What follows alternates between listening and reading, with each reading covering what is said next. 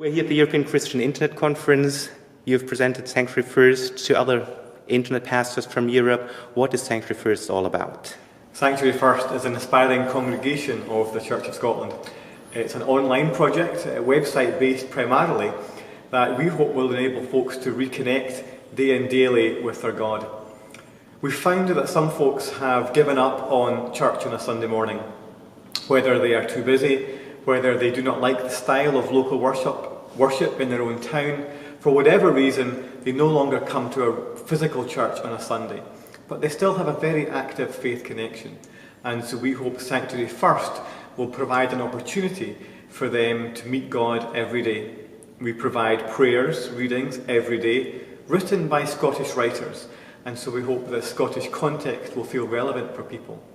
We work on monthly themes, like many churches do, with videos and interactive elements that will help encourage folks in their daily life.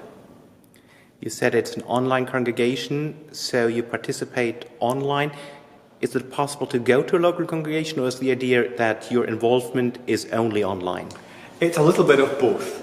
We recognise the importance of physical fellowship and community together. And so from time to time, we gather in a local church, not always the same one, for a service. This might be every month, where folks can physically come together.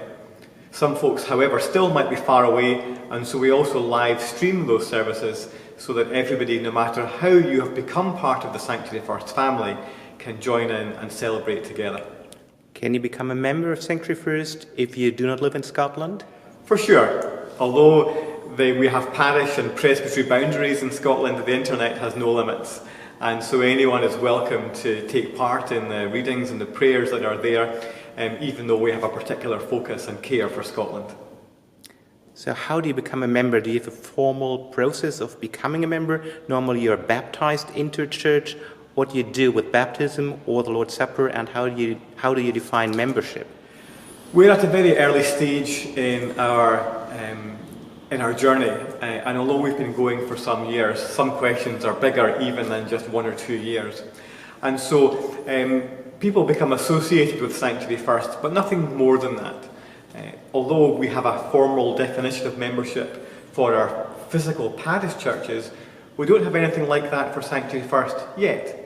But we are working together with some of our theologians in the central church offices to find and formalise a different way of thinking about membership for a new age and for a new generation. I understand that you try to hook up with local churches. So if you hook up with a local church, that church streams their services. Does it really change also the life of the local parish that gets involved with Sanctuary First? We certainly hope so. We recognise that there are folks in every parish in the country who have become dissociated with their local parish church.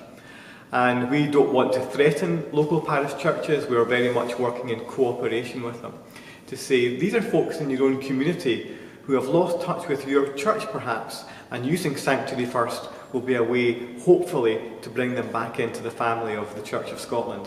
And it may well be that when folks reconnect online, that they realise that they're missing something too about the physical nature and being in the same place and space as each other, and might very well come down to the local parish church on a Sunday morning to be with other Christians and join together in communion and fellowship. So does Sanctuary First supplement the local church experience? Yes, I suppose it does, and we very much don't want to threaten that. Some people might accuse an online church of trying to take away parishioners. Maybe nobody will come. Maybe everybody will stay in their bed on a Sunday morning. We found that to not be the case. People very much desire a place and space to worship. I guess one of the benefits of Sanctuary First is that people lead busy lives these days, and finding space at 10 o'clock or 11 o'clock on a Sunday morning is becoming harder and harder for many people. And so we offer a flexibility of worship that maybe the local church can't offer.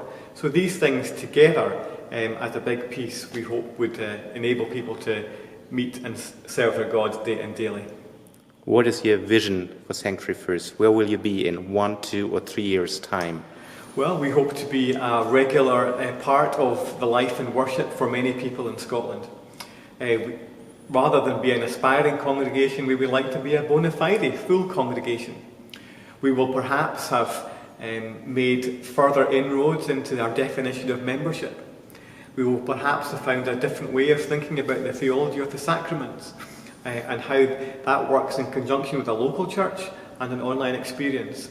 We don't have any answers yet or how that might be, but we're at least asking some of the questions, and in a few years' time we might have something of an answer through experimentation and trial. We're very much excited about the prospect that Sanctuary First have, and who knows, it might reach beyond the borders of Scotland to the rest of the world, and people might find that there are ways in which Sanctuary First can connect with local churches in their own countries, and that would be an exciting development for us.